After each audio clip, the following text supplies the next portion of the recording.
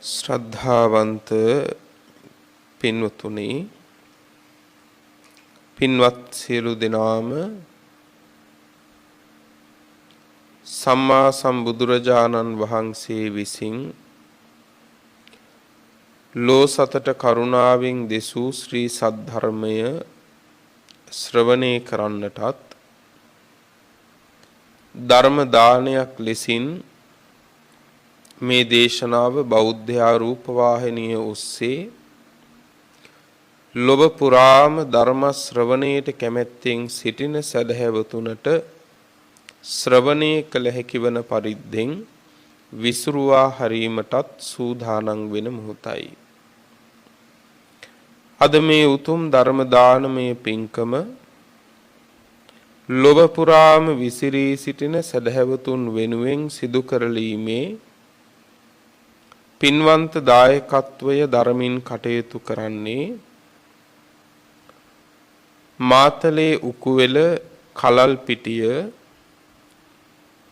පේශකර්ම මධ්‍යස්ථානයේ අසල අංක 3 දරණ නිවසේ පදිංචි පින්වත් සෝමා ගඟේ ගෙදර මෑණියන් ඇතුළු දූදරු පින්වත් පිරිස විසින් ඒ පින්වන්ත පිරිස තමන් ලෝක ධාතුවේ උතුම්ම ලාභේ ලැබමින් බොහෝ දෙනාට උතුම්ම ලාභය සලසන වේලාව උතුම්ම දානේ දෙන වේලාව. ඒ නිසා මෑණියන් ඇතුළු හැමෝම සතුටු වෙන්න. අද ඔබ ලෝකෙට සංග්‍රහ කරන්නේ තථාගත බුද්ධ වචනයකින්.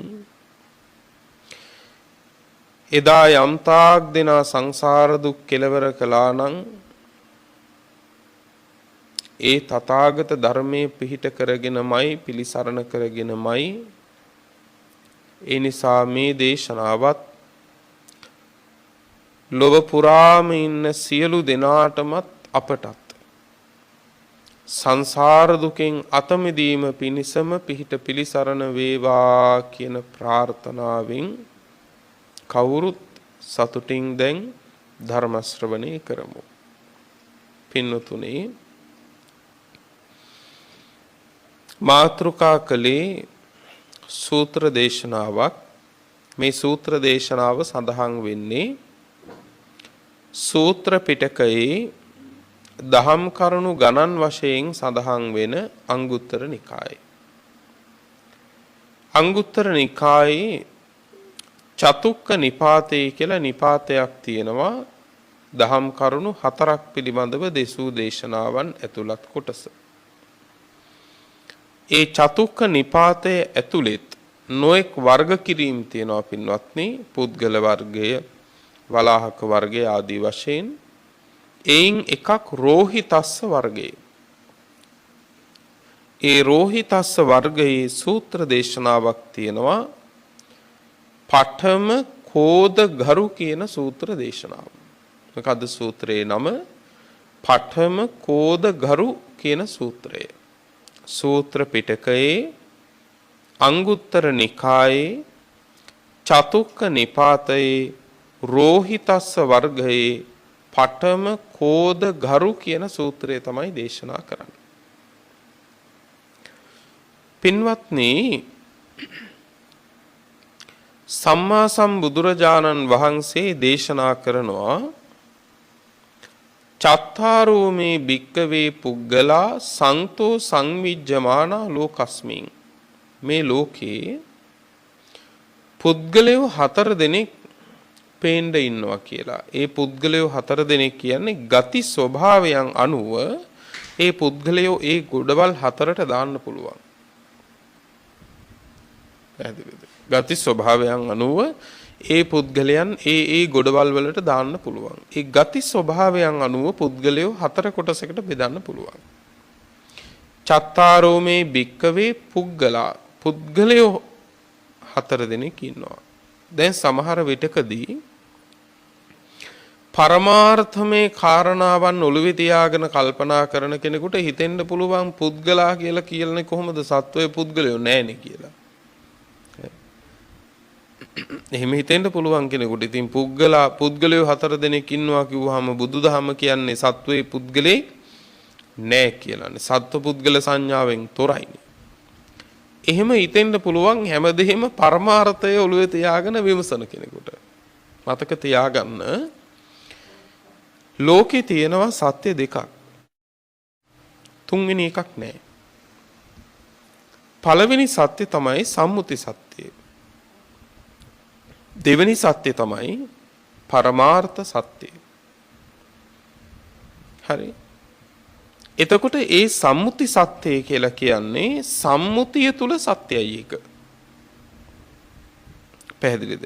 ද්වේ සච්ඡානි අක්කාසී සම්බුද්ධං වදතං වරෝ සම්මුති පරමත්තං ච තතියං නූපලබ්බති. මේක හරි ලස්සන ගාතාවක්. මොකද දැන් සම්මුතිය පරමාර්ථය පාවිච්චි කරන්නේ අපි ව්‍යවහාරෙදිනේ පින්වත්නි. මේ ගාථාවේ කියනවා සම්බුද්ධං වදතං වරෝ මේ ලෝකේ වචන පාවිච්චි කරනවා නම් වචන පාවිච්චි කරන අය අතර උත්තමයා තමයි පින්වත්නි බුදුරජාණන් වහන්සේ. උන්වහන්සේගේ වචන මාත්‍රයක්වත් පින්වත්නි අර්ථ රහිත නැහැ. උන්වහන්සේගේ වචන මාත්‍රයක්වත් පීඩාව පිණිස දුක පිණිස අනර්ථය පිණිස පවතින්නේ නැහැ. බුදුරජාණන් වහන්සේගේ වචන මාත්‍රයක්වත් පස්සේ පසුතැවීම පිණිස නැහැ. හැබැයි අපේ වචන තියෙනවද නැද්ද? අපේ වචන තියෙනවා එහෙම. සමහර වෙලාවකදී කියලා බලපුවාම කියපු එකේ තේරුම නැහැ.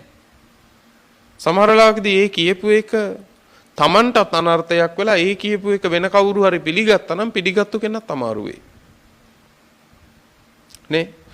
තවත් සමහර අවස්ථා තියෙනවා පින්වත් ඒවා කිව්වට පස්සේ අපි තැවෙනවා අපි ඇයි එහෙම දෙයක් කිව්වේ කියලා. එතකොට අපි කතා කරන අය අතර පින්වත් නේ අපි පාරිශුද්ධ නැහැ. කතා කරනවා හිතට එන අදහස් ඔක්කොම කටින් පිට කරනවා. නමුත් කොච්චර තියනවද අපි කතා කරපු ඒවයි පස්සේ පසුතැවිලි වෙන. බුදුහාමුදුරුවන්ගේ එහෙම දෙයක් නැහැ. නිරර්ථක වචනයක් නැහැ. පස්සේ දුක් පීඩාව පිණිස දුක පිණිස අනර්ථය පිණිස පවතින වචනයක් තථාගතයන් වහන්සේගේ නැහැ. පස්සේ පසුතැවෙන්න වෙන වචන බුදුවරුන්ගේ නැහැ. තවත් දෙයක් බුදුවරුන්ගේ වචන දෙකකුත් නැහැ. අපි සමහරවිට වචන දෙකකුත් තියෙනවා. එතකොට කතා කරන්න වුන් අතර අග්‍ර උත්තමයන් වහන්සේ සත්‍ය දෙකක් පාවිච්චි කරනවා. කතා කරන්න වුන් අතර එහෙනම් වැරදිලවත් දෝෂයක් නිසාවත් නෙවෙයි කතා කරන්න වුන් අතර අග්‍ර වෙච්ච සම්බුද්ධං වදතං වරෝ කතා කරන්න වුන් අතර අග්‍ර වූ බුදුරජාණන් වහන්සේ සත්‍ය දෙකක් කතා කරනවා. පළවෙනි එක සම්මුති සත්‍යය. දෙක පරමාර්ථ සත්‍යය. තතියං නූපලබ්බති. තුන්වෙනි සත්‍යයක් නැහැ. සංකේත වචනං සච්ඡං ලෝක සම්මුති කාරණා. සංකේත වශයෙන් සත්‍යය එමත් නැත්නම් සම්මුති සත්‍යය ලෝකයේ සාමාන්‍ය එදිනදා ව්‍යවහාර මාත්‍රෙදී සත්‍යයි. පොල් ගහට පොල් ගහ කියන එක සත්‍යයක්. පොල් ගහට කොස් ගහ කිව්වොත් බොරුවක්. පැහැදිලිද? ස්ත්‍රියට ස්ත්‍රිය කිව්වොත් සත්‍යයක්. හැබැයි ස්ත්‍රියට පුරුෂයා කිව්වොත් බොරුවක්. හැබැයි ඒක සම්මුතිය ඇතුලේ. පැහැදිලිද? එතකොට සම්මුතිය ඇතුලේ ස්ත්‍රිය පුරුෂයා කොස් ගහ පොල් ගහ සම්මුතිය ඇතුලේ එහෙම වෙනස් කිරීම තියෙනවා වෙන්වීම තියෙනවා. ඒ තැන්වලදී ඒවට ඒ කියන නම සත්‍යයක්. හැබැයි පරමාර්ථමය වශයෙන් බලපුවාම ස්ත්‍රිය ගත්තත් පුරුෂයා ගත්තත් ස්කන්ධ ධාතු ආයතන ටිකක් තමයි. ඒක පරමාර්ථය. කොස් ගහ පොල් ගහ ගත්තත් පඨවි ආපෝ තේජෝ ආයෝ ආදී දේවල්ම තමයි. ඒවා පරමාර්ථ සත්‍යය. එහෙනම් මතක තියාගන්න. පරමාර්ථය අවබෝධ කර ගැනීම තුල හිටියට කමක් නැහැ. පරමාර්ථය ව්‍යවහාරයට ගන්න එපා. පැහැදිලි නේද කියන දේ? පරමාර්ථය අවබෝධ කරගන්න. පරමාර්ථය අවබෝධ කර ගැනීමට සීමා කරගෙන ව්‍යවහාරය තුලදී පින්වත්නි සම්මුති සත්‍ය අපි කටයුතු කරන්න ඕන. එතකොට සත්වයේ පුද්ගලයෙක් නෑ තමයි පරමාර්ථමය වශයෙන් බලපුවාම. හැබැයි සම්මුතිය ඇතුලේ සත්වයා කියන සංකල්පයේ බුදුදහම කතා කරනවා. සම්මුතිය ඇතුලේ. හැබැයි ඒක මනසින් දැඩි ග්‍රහණය කර ගැනීමක් නෙමෙයි. එතකොට දැන් පුද්ගල පින්වත්නි සම්මුති සත්‍යය මේ සත්වයා පුද්ගලයා කියන කෙනා ගැන කතා කරන්න නැතුව බෑ සමහර අවස්ථාවලදී. දැන් උදාහරණයක් හැටියට යම්කිසි පාප කර්මයක් කළා කියනවා. කවුද කළේ කියලා හද්දි සත්වයේ පුද්ගලයෙක් නැහැ කිව්වොත් එහෙම.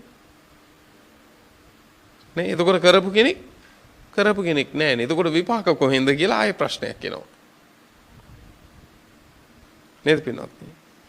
එතකොට නිවන අවබෝධ කරගන්න ඕන කියනවා. එතකොට නිවන අවබෝධ කරන සත්වයේ පුද්ගලයෙක් නැත්තම් එතකොට නිවන අවබෝධ කරන්නේ කවුද? ඒ නිසා ඒ තැන්වලදී පින්වත්නි සම්මුති වශයෙන් සත්වයා කියන වචනේ පාවිච්චි කරනවා.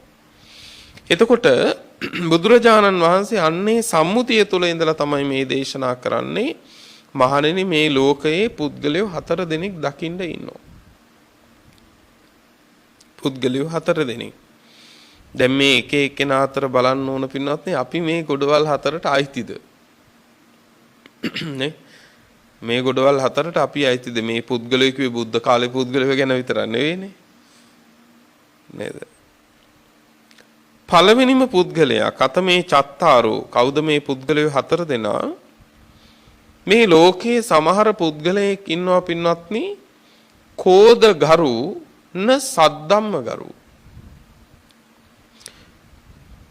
ක්‍රෝධය ගරු කරගෙන ජීවත් වෙනවා. හැබැයි සද්ධර්මයේ ගරු කරන්නේ නැහැ. පැහැදිලිද? ක්‍රෝධය කරු කරගෙන ජීවත් වෙනවා. එයා පින්වත්නි තමන්ගේ හිතේ නැගෙන ද්වේෂයේ ක්‍රෝධය ඒකට අපේ වචනෙන් කිව්වොත් ඒකට තැන දීලා තියෙනවා. හැබැයි සද්ධර්මයට තැන දීලා නැහැ. එතකොට එයාගේ ඒ ජීවිතය ගෙවිලා තියෙන්නේ පින්වත්නි යට වෙලා තියෙන්නේ ක්‍රෝධයෙන් මිසක සද්ධර්මයෙන් නෙමෙයි. මේ එකක් ගානේ බලන්න.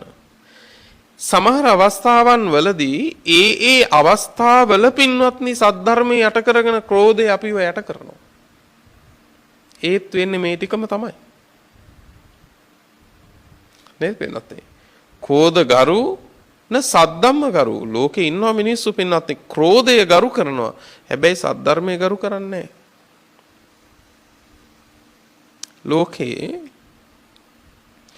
යමෙකුගෙන් අනර්ථකාරී වචනයක් නම් අහන්න ලැබෙන්නේ ඒ අනර්ථකාරී වචනේ. අනර්ථකාරී කියන්නේ පීඩාව පිණිස පවතින අපේ අසතුට නොසන්සුන් භාවයේ පිණිස පවතින වචන ලෝකෙ මිනිස්සු කතා කරනවා. එහෙමව තියෙනවනේ.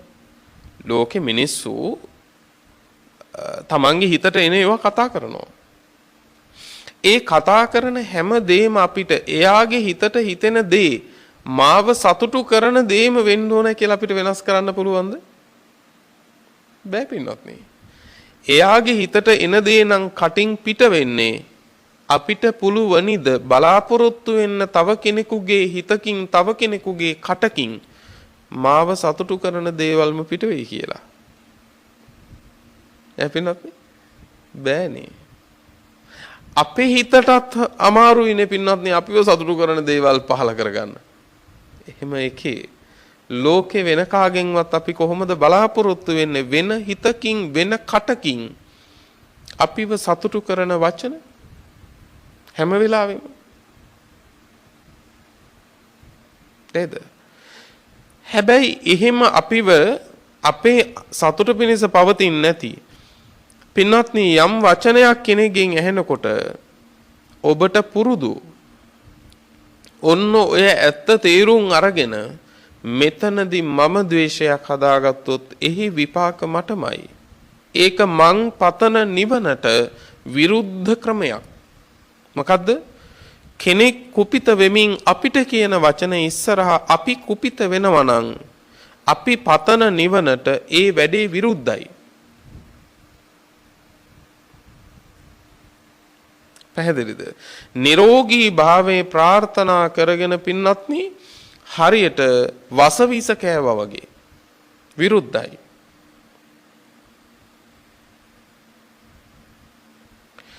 නමුත් මේ ලෝකේ වැඩියෙන් ඉන්නේ ඒක නිවනට විරුද්ධයි. මම පතන නිවනට විරුද්ධයි. ඒක මං තුල කෙලෙස් ඇති කරන එකක්. ඒක මට අකුසල් දුක් විපාක හදන එකක් කියලා සද්ධර්මයේ ගරු කරගෙන පින්වත්නි එතනද හිත පරිස්සම් කරගන්න අයද නැත්තම් ලෝකේ වැඩි පින්වත්නි ඔහුගේ වචනයට වඩා දරුණු වචන තමන්ගේ කටින් පිට කරන අයද? එහෙම බලපුවාම දැන් මම ඔබෙන් ප්‍රශ්නයක් අහනවා. යමෙක් ඔබට පීඩාව ගෙනල්ලා දෙන වචනයක් කියද්දී එයින් කුපිත වෙන කෙනා ඊළඟට කතා කරන්නේ ඊට වඩා අඩු බරපතල වචනයක්ද නැත්නම් ඊටත් වඩා තදබදල වචනද? හරි. දැන් මේ දෙන්නගෙන් වඩාත් වැරදිකාරය කවුද? දෙවනුව පින්වත්නි කුපිත වෙච්ච කෙනා පින්වත්නි එහෙනම් ඊටත් වඩා අනර්ථය කරගත්තු කෙනෙක්. ඇයි? අර කෙනාටත් වඩා පළමු කෙනාටත් වඩා මෙයා විනාශ වෙලා ඉවරයි. දැන් කවුද බේරන්නේ? බේරන්නේ කියන්නේ රණ්ඩුව නෙමෙයි. දැන් බේරන්නේ තමන්ව බේරන්නේ කවුද? තමන්ට අප වෙන්නේ කවුද? දැන් හිතන්න බලන්න. අපි බාහිර හතුරන්ගෙන් රැකෙන්න මොන තරම් දේවල් ලෝකේ කරනවද? හැබැයි තමන්ට තමන්ගේ ආත්මේ හතුරු වුණොත් මේ ආත්ම කියන්නේ අර නිගණ්ඨනාත පුත්තලගේ පෙන්වන ආත්ම සංකල්ප නෙවෙයි. තමන්ට තමන්ගේ ආත්මයේ සතුටු වෙලා නම් පින්වත්නි අය එතනින් එහා කවුරු මිතුරු වුණත් තේරුමක් නැහැ. බාහිර සතුරන් බලන්න කලින් බලන්න තමන්ගේ ආත්මයට හතුරෙක් වෙලාද කියලා. බාහිරින් මිතුරු හොයන්න කලින් බලන්න ඉස්සෙල්ලා තමන්ට මිතුරා කරගන්න. යමෙක් ක්‍රෝධය ගරුක එහෙමනම් බලන්න ලෝකේ වැඩියෙන් ඉන්නේ ඉවසන අයට වඩා පින්වත්නි කුපිත වෙන අය නම් ඔවුන් ක්‍රෝධය ගරු කරගත්තු අයද සද්ධර්මයේ ගරු කරගත්තු අයද? ක්‍රෝධය ගරු කරගත්තු අය. එතකොට එයාගේ සද්ධර්මයට මොකද වුනේ? සද්ධර්මය ඔවුන්ගේ ජීවිතවල වනවැදුනා. ක්‍රෝධය දිනුවා. ක්‍රෝධය දිනුවා කියන්නේ පුද්ගලයා පරාදයි. ක්‍රෝධය දිනුවා කියන්නේ ඒ පුද්ගලයා සංසාරේ අනාතයි. මේ ටික ඔබට වෙලා නැද්ද? ඒ තැන්වල අඩු වැඩි වශයෙන් දැන් රැකෙන්න බලන්න. දැන් සද්ධර්මයේ ගරු කරගන්න. තව දුරටත් ක්‍රෝධයට ගරු කරගෙන යන්න එපා. මේකේ වචන අපි කොච්චර කියනවද බලන්නකො පින්වත්නි. සමහර අවස්ථාවලදී අපි කියන්නේ නැද්ද? අනේ ඉතින් හැමතැනම ඉවසලත් බෑ. මේ මොකද කියන්නේ? ඇතැම් තැන්වල ක්‍රෝධය දිනන්නත් ඕන කියලානේ. නේ? හොඳයි. ක්‍රෝධයෙන් දිනපු එක්කෙනෙක් කියන්න ඔබ මට. දැන් හැමතැනම ඉවසලත් බෑ කියනවනේ. ඉවසන්න නැතුව බැනලා ඉවර වෙලා දිනපු එකම එක්කෙනෙක් කියන්නකෝ ඈත ඉතිහාසයේ හරි මෑත ඉතිහාසයේ හරි. ඉන්නවද? කවුරුත් නැහැ. කවුරුත් නැත්තම් මොන අත්දැකීමකින්ද අපි ඔක කිව්වේ? හැමතැනම ඉවසලත් බෑ කියලා අපිට අත්දැකීමක් නැත්තම් අපිට උදාහරණයක් නැත්තම් කුමක් උදාහරණ කරගෙනද කුමක් අත්දැකීම වශයෙන් තියාගෙනද අපි එහෙම කිව්වේ? කිසිම දෙයක් නැහැ. එකම එක දෙයයි සංසාරේ පුරුදු කරපු ද්වේෂ බහුලකම.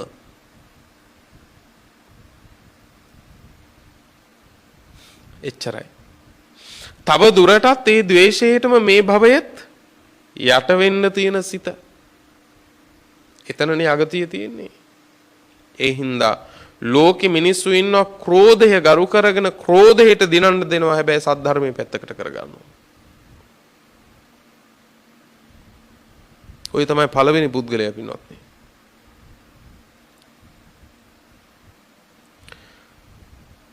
දෙවෙනි පුද්ගලයා තමයි ලෝකේ ඉන්නවා පින්වත්නි මක්ඛ ගරු න සද්ධම්ම ගරු. මක්ඛ ගරු කියන්නේ මක්ඛ කියන්නේ මකුකම. මේකට අපි මුලින් කියන වචනය ಗುಣ මකුකම කියලානේ.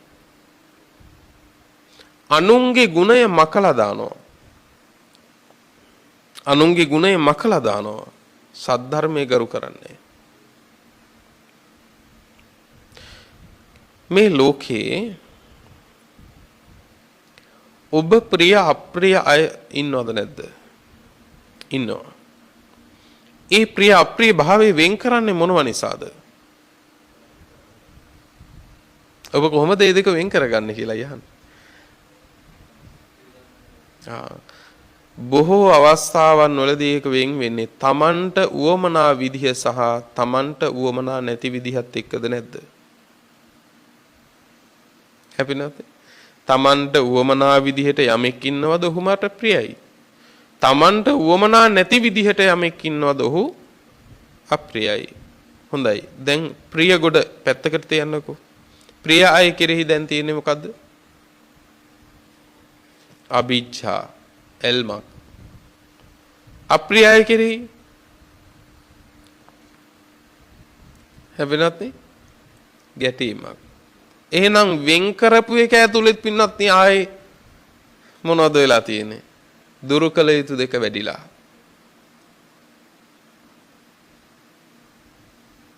නේ? ඒ පුද්ගලයෝ ප්‍රියාප්‍රිය වශයෙන් වෙන් කරන එක ඇතුළෙත් පින්නත් නේ ආයෙත් ඇලීම් ගැටීම් දෙකම හදාගෙනද නැද්ද? හදාගෙන. දැන් මේ දෙක ආයෙ දුරු කරන්න එපා. දැන් බලන්නකො පින්නත් නේ අපිට වෙන වැඩේ. නේ? හරි. දැන් ප්‍රිය පුද්ගලයෝ පැත්තකින් තියන්නකෝ. අප්‍රිය පුද්ගලයෝ. අප්‍රිය පුද්ගලයෝ තුල හොඳක් කියලා එකක් ඇත්තෙම නැද්ද?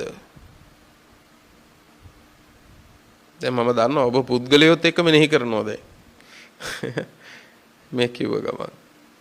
ඔබ අප්‍රියයි කියලා බැහැර කරපු පැත්තකට කරපු පුද්ගලයෝ තුල හොඳක් කියලා එකක් ඇත්තෙම නැද්ද?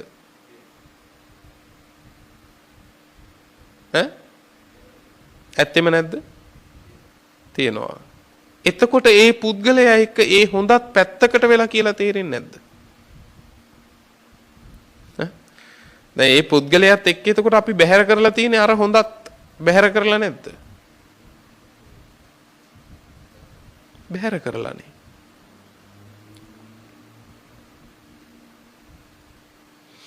අපිට නරක වෙච්ච පුද්ගලයා තුල තියෙන හොඳ අපිට හොඳ වෙනවද? නෑ. මක්ක ගරු න සද්ධම්ම ගරු. ගුණමකුයි. මේ කියන එක තේරෙනවද? අපි යම් පුද්ගලයෙක් කෙරෙහි අප්‍රසාදයටපත් වුනහම යටත් පිරිසෙන් බලන්න මේකේ පින්වත්නි අගතිය තමන් කැමති රූපය නම් තියෙන්නේ ඒ පුද්ගලයා තුළ තියෙන යම් යම් දුර්ගුණ පවා අපි ප්‍රිය කරන දේ බවට පත් වෙනවා. ඇයි? ඒක රාග නිස්ෘතයි. හැබැයි යමෙකුගේ රූප සම්පත් අඩු නම් ඔහු තුල තියෙන හොඳ ටික ගැන අපි බලන්නේවත් නැහැ පින්වත්නි. අපි හිතන්නේත් නැහැ, මෙනෙහි කරන්නේත් නැහැ. ඇයි? අපිට ඒ ටික රාගෙන් අල්ලන්න බෑ.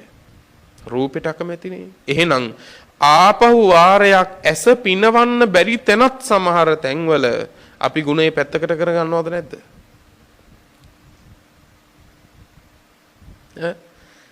ගුණේ පැත්තකට කරනවා පින්වත්නි. ගුණේ පැත්තකට කරනවා. දෙයක් කියන්නම්. යම් විවාහයකට පත් කරන්න පින්වත්නි මේ සරලව හිතන්න එපා මේ කාරණා. මම මේ කියන අපේ හිතේ කෙලෙස් වල හැටි. මේ සරල නිදසුන් වලින් කියන්නේ. දැන් බලන්න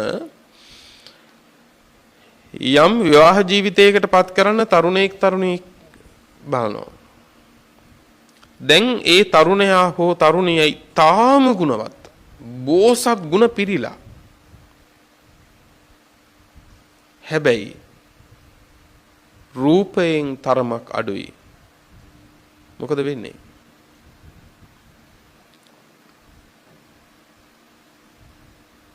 මොකද වෙන්නේ පින්නත්? ඇස පිනවන්න නැති තැන අර ಗುಣ ඔක්කොම එපා කියනවද නැද්ද? අපිනත් නේ ඇස පිනවන්න නැති තැන. දැන් බුදුහාර මොකද්ද කිව්වේ? ඇස සංවර කරගන්න කිව්වේ. ඒ සංවර කරගන්න කිව්ව ඇස පිනවන්න ගියපුවාම අර තියෙන මහ ಗುಣ ඔක්කොම ටික අපිට හරියන්නේ නැහැ කියනවා. අපිට එපා කියනවා. එහෙනම් ධර්මයෙන් වැඩක් නැහැ. ඇස පිනවන්න හොයනවා. සියුම් දේවල් හොඳට හිතන්න.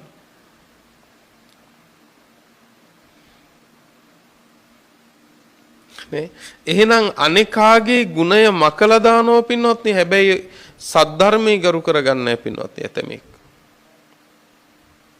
කෙනෙක්ගේ ගුණයක් නම් සතුරගේ උනත් ගුණය හැටියට අගය කරන්න පුළුවන් නම් ඇතුළාන්තෙන් එතන ඔබ ගැන තේරුම් ගන්න ඔබ සත්පුරුෂයෙක් කියලා. ඒක ඔබට බැරි නම් ඔබ ගැනම තේරුම් ගන්න ඔබ අසත්පුරුෂයෙක් කියලා. කුමකින්ද? සතුරගේ උනත් ගුණයක් හැටියට ඇතුළාන්තෙන් අව්‍යාජව සතුටු වෙලා කියන්න පුළුවන් නම්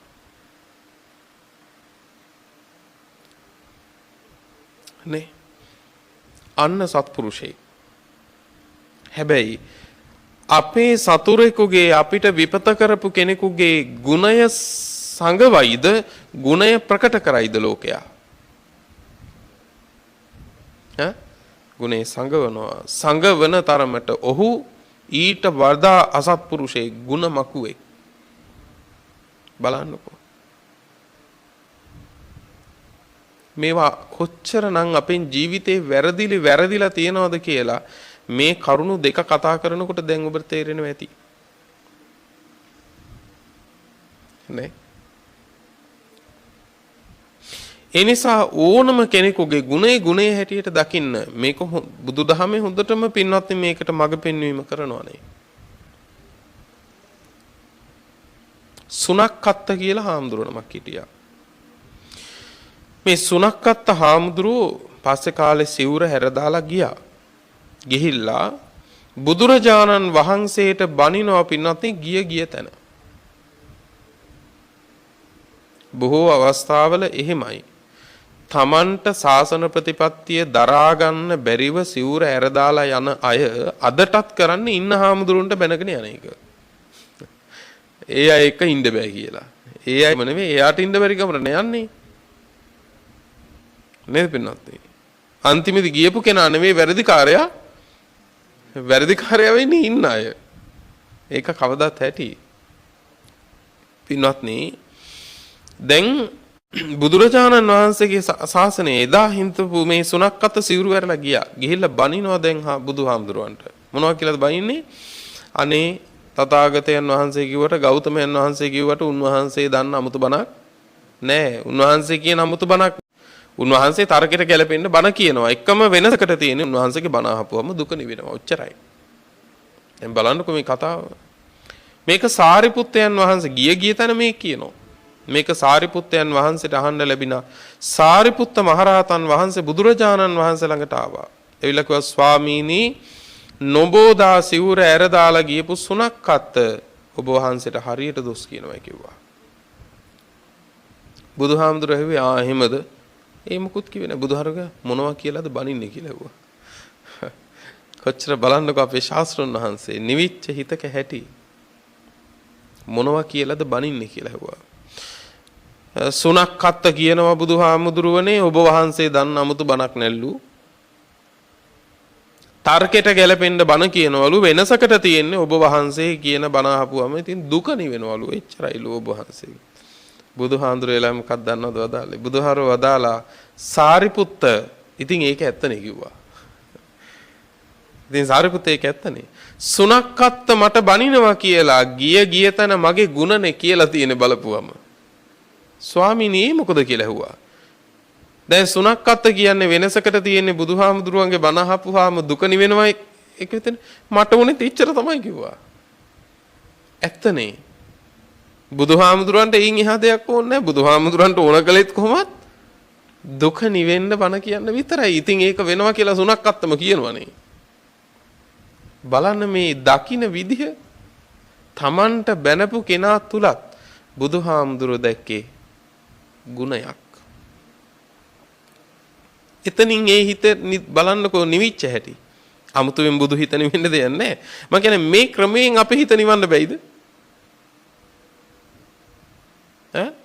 පුළුවන්. හැබැයි ප්‍රශ්නේ තියෙන්නේ කේන්ති ගියපුවාම ඔය කතාව කිව්වොත් එimhe දැන් කිව්වොත් ඔය ඇත්ත මතක තියාගන්නවා. කේන්ති ගියපු වෙලාවක ඔය කතාව කිව්වොත් ඒ ඉතින් බුදුහාමුදුරෝනේ කියලා අහිත් අර හිටපුව ධර්මයටම ආයෙත් බහිනවා. හාමුදුරුවෝ නම් කියයි ඉතින් හාමුදුරුවෝ නම් ඉතින් අපිට වඩා බණ දන්නවනේ කියලා ඒකත් අපිටම තියාගන්න කියලා ආයෙත් අර අසත් ධර්මයේ ගරු කරගෙන ආයෙත් ජීවත් වෙන්න බලනවා. මේ හිත ඒ තරම් අකුසලයෙන් සතුටු කරලා තියෙන ඔබ සංසාරේ. ඒක දැන්වත් අනිත් පැත්තට හරව ගන්න ඕන. නැත්තම් අර විදිහටම මේ බුද්ධ ශාසනයත් අපිට අතහැරිලා යනවනේ. දේවදත්ත හාමුදුරුවෝ සංසාරේ කොච්චර කාලයක් බුදුහාමුදුරන්ට හතුරුකම් කරගෙන ආවද? හැබැයි කොතනකවත් බුදුහාමුදුරන්ගේ සිතේ දේවදත්ත හාමුදුරුවෝ ගැන බෝසත් අවදීවත් ද්වේෂයක් නැහෙනි.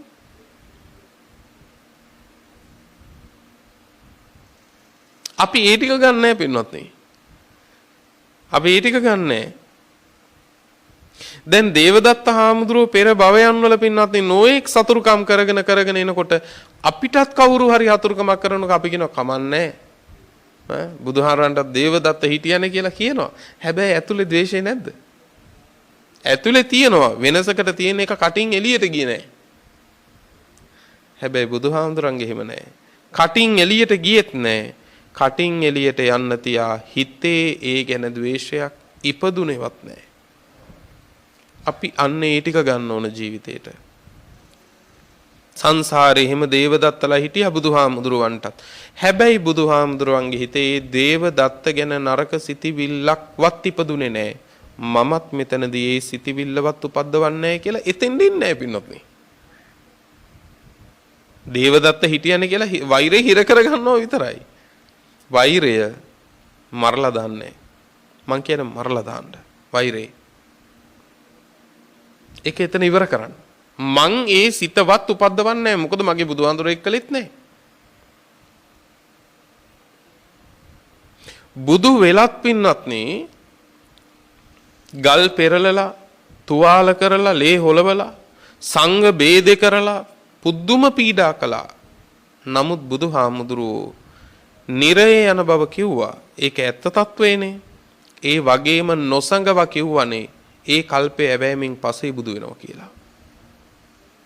බලන්නකො තමන් වහන්සේට ගල් පෙරලපු කෙනත් මතු පස්සේ බුදු වෙනවා කියලා කියපු ශාස්ත්‍රඥ වහන්සේනම. මම ඒක කියන්නේ යමෙකුගේ අසත් යම්කිසි තමන්ට සතුරුකම් කළ කෙනාගේ උනත් ගුණය ප්‍රකට කරගන්න පුළුවන් නම් ඔබ සත්පුරුෂයෙක්.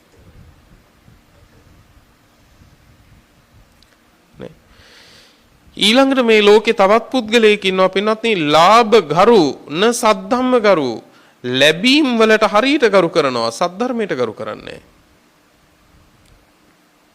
ලැබීම් වලක් තියෙනවා පින්නතුනේ දැන් බුදුරජාණන් වහන්සේ දේශනා කරන්නේ ඔබට යම් ලැබීම් ලබන්න එපා කියන එක නෙවෙයි පැවිදි අපිටත් ලැබීම් ලබන්න එපා කියලා එකක් දහමේ නැහැ පැහැදිලිද? දැන් සමහර අවස්ථා තියෙනවානේ පැවිදි අපිට තියෙන්නේ ලැබීම් නෙපින්නත් නේ වැඩි හරියා. අපි උපයන්නේ නැහනේ. හැබැයි මේ ලැබීම නිකන් නෙමෙයි. ඒ ලැබීම ලැබුණ නැත්නම් අපි නීතියෙන් ක්‍රියාත්මක වෙන එහෙම එකක් නැහැනේ. මේ ලැබීම තියෙන්නේ පිනත් එක්ක.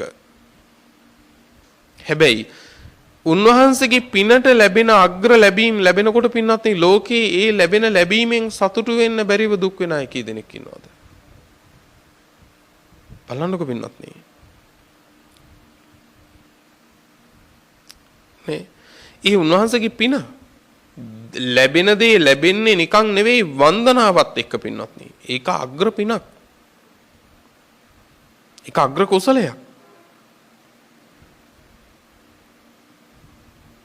දරුවෝ බිහි කරලා කිරි දීලා ඔක්කොම කරලා හැබැයි දරුවන්ගෙන් බත් වේල නැති අම්මලා ඉන්නවා දරුවෝ හදලා දාඩිය හෙලලා මහන්සි වෙලා දරුවෝ පෝෂණය කරලා හැබැයි දරුවන්ගෙන් බත් වේල නැති පියවරු ලෝකේ ඉන්නවා. හැබැයි කවදාකවත් අම්මත් එපා තාත්තත් එපා ඔක්කොම දාලා ආපු හාමුදුරුවෝ තාම කුසගින්නේ නැහැ පින්වත්නි. ඒ ඇයි?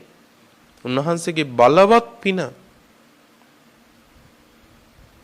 බලවත් පින පින්වත්නි. ඒ පිනට උන්වහන්සේලාට අග්‍ර ලැබීම් ලැබෙනවා පින්වත්නි. ඔය ඇත්තන්ටත් ලැබීම් ලැබෙනවා අඩු වැඩි වශයෙන්. හැබැයි බුදුහාරෝ කියන්නේ ලැබුණට කමක් නැහැ. ලැබීම් වෙනුවෙන් අපරාධ කරගන්න එපා. ඒ ලැබීම් වෙනුවෙන් ආත්ම භාවය කෙලස ගන්න එපා. හැබැයි දැන් මට ලැබෙන ලැබීම් තියෙනවා. ඒ ලැබෙන ලැබීම මම ලබන්නේ ඔබව වර්ණනා කරලා නම් ඒ ලැබීම පින්වත්නි පිළිකුලයි. ඒ ලැබීම පිළිකුලයි පින්වත්නි. ඒක නෙවෙයි ධර්මයේ ධාර්මික ලැබීම කියන්නේ. මම ඔය ඇත්තන්ට පේන නැති ಗುಣ පෙන්නනවා. මගේ ළඟ තියෙන නැති සංවරකමක් ඔය ඇත්තෝ එනකොට මන් තියා ගන්නවා. වින් බලාගෙන ඉන්නවා. හැබැයි ඔය ඇත්තෝ අනේ හරි සංවර ආඳුර කෙනෙක් කියලා මට හොඳට සලකනවා. ඒ ලැබීම පිළිකුලයි පින්වත්නි. ඒ ලැබීම පිළිකුලයි. එයි අන්තිමේදී සිවුරු පිරිකර හුඟක් තියෙයි, දාන මානත් හුඟක් තියෙයි. හැබැයි විනාශ වෙලා ආත්මේ. නේ? පැවිද්ද විනාශයි. ඔය අතංගෙත් ඒකමයි. ඔය අතංගෙත් ඒකමයි. ඒ නිසා ලැබීම් ලැබෙයි. ලැබෙන ඒවා නිසා සද්ධර්මයේ පැත්තකට කරගන්න එපා. ලැබෙන්නේ කොච්චරද ධර්මයේ තුල එතනින් සතුටු වෙන්න පුරුදු වෙන්න. හැබැයි ලැබීම් වෙනුවෙන් අසත් ධර්මයකට නම් යන්න එපා පින්වත්නි. ලැබීම් වෙනුවෙන් අසත් ධර්මයකට යන්න එපා. කොච්චර ඉන්නවද මව් වරුන්ට තර්ජනය කරලා දීපල ලියා ගන්න දරුවෝ? කවද වෙනකන් ඉන්නද? මේ සක්විති රජකම් කරන්නද ලෑස්ති? නෑ පින්වත්නි. කොච්චරනම් ඉන්නවද දෙමව්පියන්ට පීඩා කරලා වචන කියලා උදේ හවස කියලා පින්නත්නි කොහොම හරි බැරිම තන අර අම්මලට මැරෙන්න බැරි කමට ඉඩම ලියලා දෙනවා.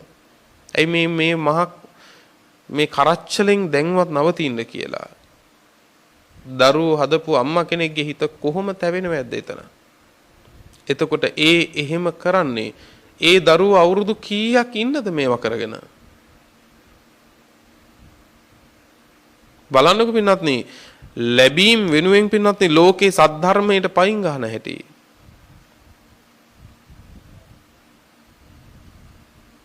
නේ මේවා ඔළුවට ගහපුවම පින්වත්නි අජාසත් රජුරෝ බලන්නකො තමන්ගේ රාජ්‍ය කොහොමද තමන්ට ලැබෙන්න තියෙන එක. මේ බිම්බිසාර රජුරුවන්ගේ රාජ්‍ය වෙන කාටවත් දෙන්න තිබුණේ නැහැ. දෙන්න තිබුණේ කොහොමද අජාසත්තට තමයි. හැබැයි ලැබෙන එක ලැබෙනකන් ඉන්න බැරි වුණානේ. අනේ ලැබීම් ඉස්සරහා සද්ධර්මයේ ගරු කළේ නැහැ. ඒ නිසා සෝවාන් වෙච්ච තාත්තගේ කකුල් පළලා ලුණු දාලා දුක් දුන්නානේ. මොකද වුනේ පින්වත්නි? රජකම් නම් කළා. හැබැයි පින්වත්නි සෝවාන් වෙලා හතර අපායෙන් නිදහස් වෙලා බව 7ක් ඇතුළත සසර ඉවර කරන්න තිබිච්ච අජාසත් රජුරෝ ඔබ බණ අහන මේ තප්පරයේත් නිරේ. කවුද කලේ හතුරුකම? වෙන කවුරුත් කළා නෙමෙයි. තමන්. මේකට ප්‍රධානම දේ උනේ උපකාරය උනේ අසත්පුරුෂ ආශ්‍රය. ඒ හින්දා ඔබට කුසල් හිතක් තියෙන්න පුළුවන්. හැබැයි පින්වත්නි ඇසුරු කරන කෙනා කුසල් හිතකින් ඉන්න කෙනෙක්ද කියලා ටිකක් බලන්න. මොකද ඔය කුසල් හිත පෙරලන්න පුළුවන්. බිරිඳකට පුළුවන් ස්වාමියාගේ කුසල් හිත පෙරලලා අම්මා මරණ තැනට හදන්න. ඒවා සංසාරේ වෙච්ච ඒවට ඕන තරම් උදාහරණ තියෙනවානේ. මුගලන් හාමුදුරන්ගේ කතාව එහෙමනේ. ස්වාමියෙකුට පුළුවන් බිරිඳකගේ හිත අනිත් පැත්තට පෙරලලා දෙමව්පියන්ටත් අකටයුතුකම් කරන තැනට එනකම් පින්වත්නි ජීවිත කුසල්ලිත් පෙරලන්න.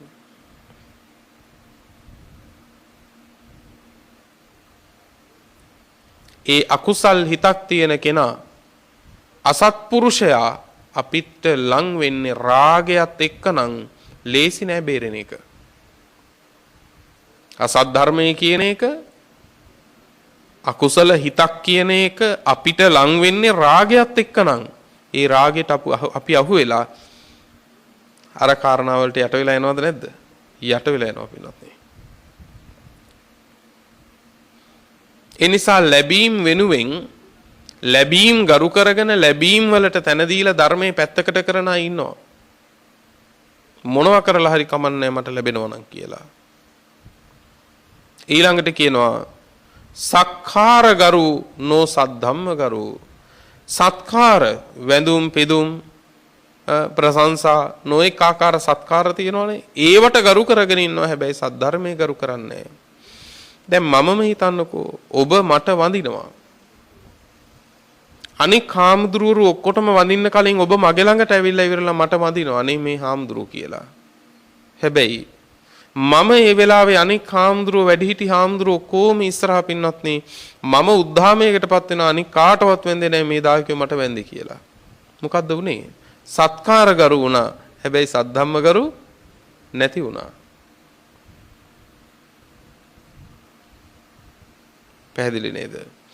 ඒ නිසා අපිට කරන සත්කාරම තමයි සංසාරේ ලොකු අනතුරු වෙන්නේ. ඇතැම් තැනක සද්ධර්මයේ ගරු කරගත්තේ නැති වුණාම. ඒ නිසා මට ඔබ වඳීවි. වඳින එකට සුවපත් වේවා කියලා ඔබෙන් වැඳුම් ලබන්න මම විශේෂ ගුණයක් පුරා ගන්න ඕන. නැත්තම් මමත් ඉවරයි. නේ? ඔබ මට වඳින්නේ වෙන දෙයකට නෙවෙයිනේ. ඔබ මට වඳින්නේ ඔබ ළඟ නැති ගුණයක් මා තුල දකිමින්. එහෙනම් ඔබ වඳිනවා නම් ඒ වඳින වැඳුම ලබන මම අසත් ධර්මයට යන එක නෙවෙයි කරන්න ඕන. සත් ධර්මයේ ගරු කරගෙන සත්කාරයට යට නොවි විශේෂ ගුණයක් මන් තුල ඇති කර ගන්න ඕන. ඒ වන්දනාවට මන් සුදුසුයි. ඒක මන් දැනගන්න ඕන. කමන්නේ ඒ ඇත්තෝ මට වැන්දට. ඒ ඇත්තෝ මට වඳිනකොට ඒ ඇත්තෝ මට වැන්දට කමක් නැහැ. මොකද මම ඒ ඇත්තන්ට වඩා ගුණ වශයෙන් පිළිලා කියලා මම ගැන දැනගන්න ඕන. මම කියන්නේ මම ගැන විතරක් නෙවෙයි. දරුවෝ ඔබට වඳී. ලෝකයා ඔබට ගෞරව කරයි. ඔබ බලන්න මේ ගෞරවය ලබන්න ඔබ ළඟ විශේෂ ගුණ තියනවද කියලා. හැබැයි වැඳුම් ලබන ඔබට වඩා වඳින දරුවා ගුණවත් වුණොත් එතන ගැටලුවක් තියෙනවා. පැහැදිලිද? ඒ නිසා සත්කාරය කමක් නැහැ විඳින්න. සත්කාරයත් පිනක ප්‍රතිඵලයක් තමයි. හැබැයි සද්ධර්මයේ ගරු කරගන්න. මේ පුද්ගලයෝ 4 දෙනා ලෝකේ ඉන්නවා පින්නත් නේ. දැන් මේකෙම අනික් පැත්තක් ඉන්නවා. සද්ධර්මයේ ගරු කරගන්නවා, ක්‍රෝධේ ගරු කරගන්න නැති අයත් ඉන්නවා.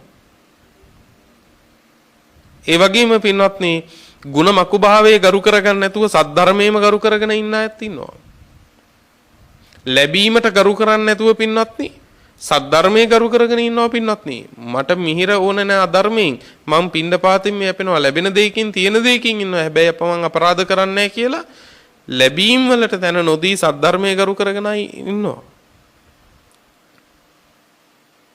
මට ඔය නම් වුණාම සත්කාර වුමනා නැහැ. මම මේ ධාර්මික ජීවිතේ පවත්වනවා කියලා සත්කාර වලට තැන නොදී සද්ධර්මයේ ගරු කරගෙන ඉන්න අයත් ඉන්නවා. හැබැයි මේකෙන් කියනවා ක්‍රෝධයේ ගරු කරගෙන මකුභාවයේ ගරු කරගෙන ලාභයේ ගරු කරගෙන සත්කාරයේ ගරු කරගෙන හැබැයි සත් ධර්මයේ ගරු නොකරගෙන ඉන්න යමෙක් ඉන්නවා නම් ඒ කවුරු වුණත් නතේ ධම්මේ විරූහන්ති සම්මා සම්බුද්ධ දේශිතේ බුදුවරු දෙසූ මේ ධර්ම විනයෙහි ශාසනයෙහි එයා ගිහියෙක් වුණත් පැවිද්දෙක් වුණත් වැඩෙන්නේ නැහැ. පැහැදිලිද? හැබැයි යමෙක් සත් ධර්මයේ ගරු කරගෙන පින්වත්නි ක්‍රෝධය ගරු කරගන්න නැත්නම් මකුභාවයේ ගරු කරගන්න නැත්නම් පින්වත්නි ලාභයේ ගරු කරන්නේ නැත්නම් සත්කාරයේ ගරු කරන්නේ නැත්නම් සත් ධර්මයේ ගරු කරගෙන ඉන්නවා නම් හැම තැනකම අන්නේ පුද්ගලයා පින්වත්නි තේ වේ ධම්මේ විරූහන්ති සම්මා සම්බුද්ධ දේශිතේ සම්මා සම්බුදුරජාණන් වහන්සේ දෙසූ ධර්මයේ අන්නේ ශ්‍රාවකයා දිනු වෙනවා. එහෙනම් ගරු කළ යුතු එකම දෙයයි කුමක්ද? සද්ධර්මයේ ගරු කරගන්න. එතනමයි ඔබට පිහිට, එතනමයි ඔබේ සරණ. ඒ නිසා සියල්ලෝ සද්ධර්මයේ ගරු කරගෙන නිවන් මඟ පුරා ගන්න හැමත මේ දේශනාවේ සඳහා උපකාර වේවායි ප්‍රාර්ථනා කරමින් මේ දේශනාව නිමාවටපත් කරනවා.